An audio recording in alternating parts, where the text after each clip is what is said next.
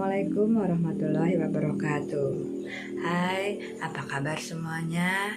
Semoga kita semua dalam keadaan sehat dan selalu semangat untuk belajar ya.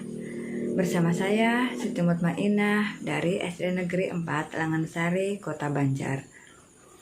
Kali ini kita akan belajar tematik kelas 4. Tema 1, indahnya kebersamaan. Subtema 1, keberagaman budaya bangsaku, pembelajaran 6. Tujuan dari pembelajaran kali ini adalah siswa dapat menentukan gagasan pokok dan gagasan pendukung pada tiap paragraf. Siswa dapat membuat rencana kegiatan yang mencerminkan persatuan dan kesatuan di lingkungan sekolah. Pada pembelajaran 5 kemarin, kita sudah mempelajari salah satu suku yang ada di Indonesia, yaitu suku Minang. Nah, pada pembelajaran kali ini, kita akan membaca kembali teks suku Minang dan belajar untuk menemukan gagasan pokok dan gagasan pendukung yang terdapat pada teks tersebut. Masih ingat kan, apa itu gagasan pokok dan gagasan pendukung? Ya, benar sekali. Gagasan pokok adalah ide utama yang dibahas dalam sebuah paragraf atau inti pembahasan dalam sebuah paragraf. Dalam satu paragraf hanya ada satu gagasan pokok.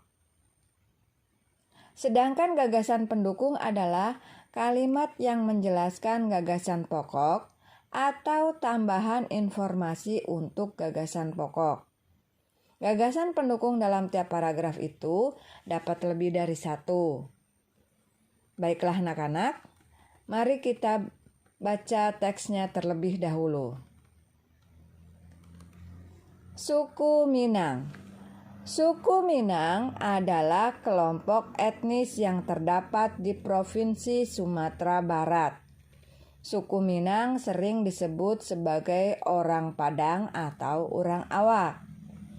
Bahasa daerah suku Minang adalah bahasa Minang. Orang Minang gemar berdagang dan merantau ke daerah lain. Legenda suku Minang yang sangat terkenal adalah Malin Kundang. Suku Minang mempunyai rumah adat yang sangat khas yang disebut rumah gadang. Rumah gadang ini terbuat dari kayu dan mempunyai bentuk dasar seperti balok. Lengkung atap rumahnya sangat tajam seperti tanduk kerbau. Sedangkan lengkung badan rumah landai seperti badan kapal.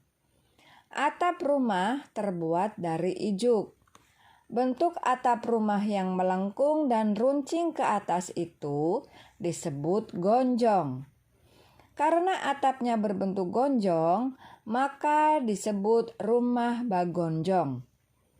Suku Minang mempunyai alat musik tradisional Minang yang disebut talempong. Talempong dimainkan dengan cara dipukul. Alat musik khas Minang lainnya adalah saluang. Saluang ini dimainkan dengan cara ditiup. Suku Minang juga memiliki banyak jenis tarian, di antaranya tari pasambahan dan tari piring.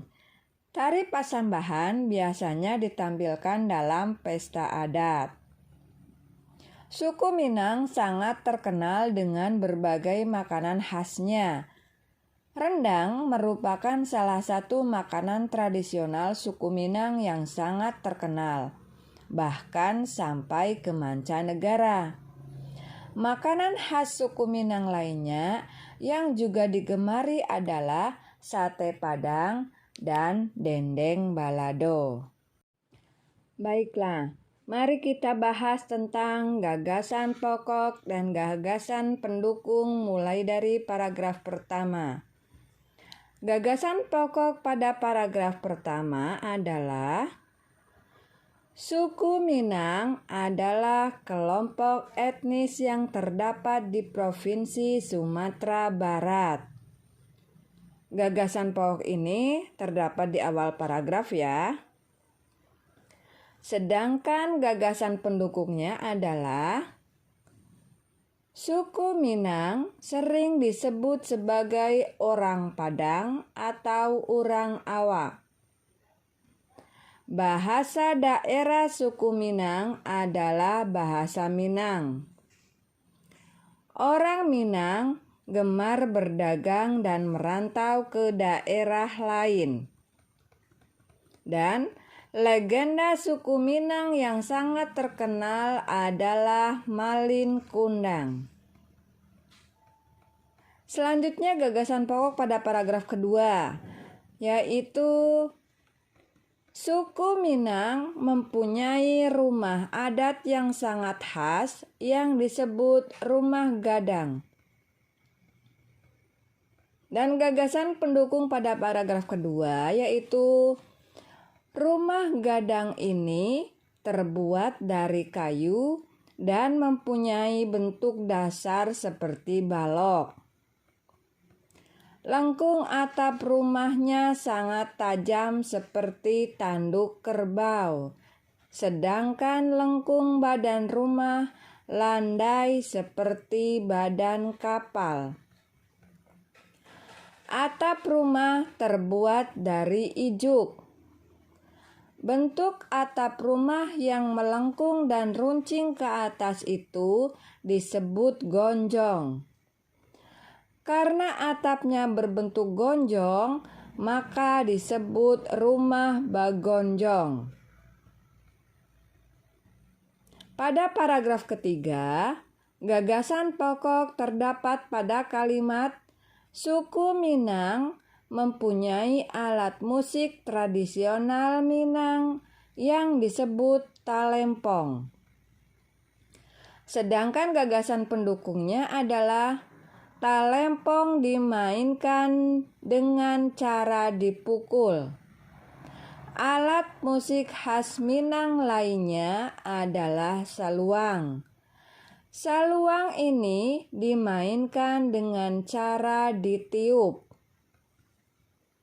Di paragraf keempat, gagasan pokoknya adalah suku Minang juga memiliki banyak jenis tarian, di antaranya tari pasambahan dan tari piring.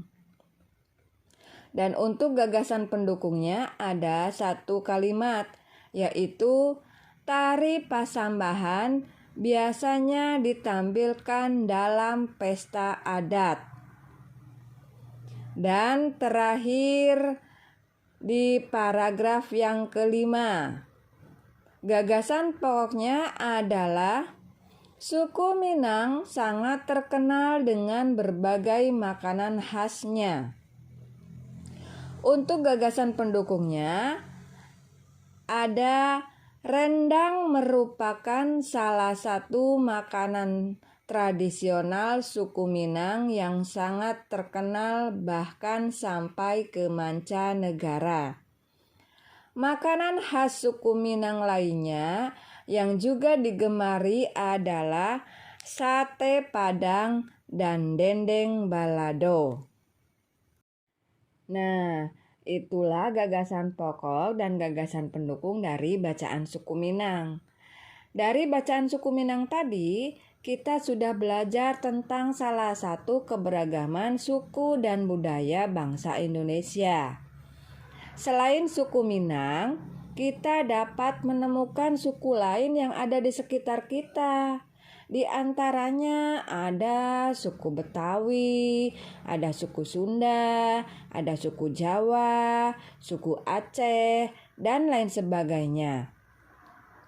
Dengan keberagaman suku yang ada di antara kita, diharapkan kita dapat menjaga persatuan dan kesatuan bangsa kita, khususnya di lingkungan sekolah kita ya.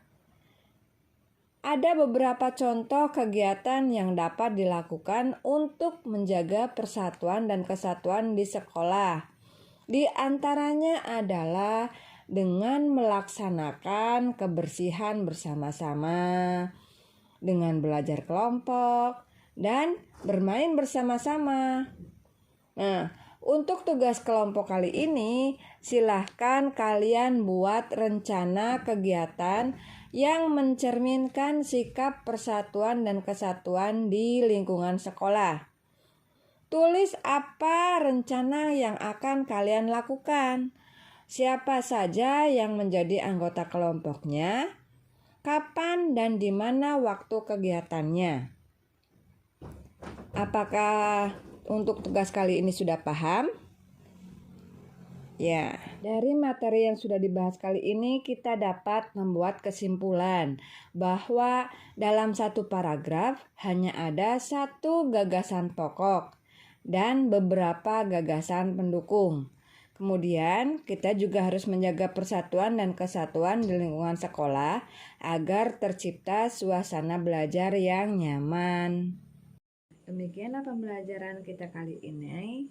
Sampai jumpa lagi di video pembelajaran berikutnya. Wassalamualaikum warahmatullahi wabarakatuh.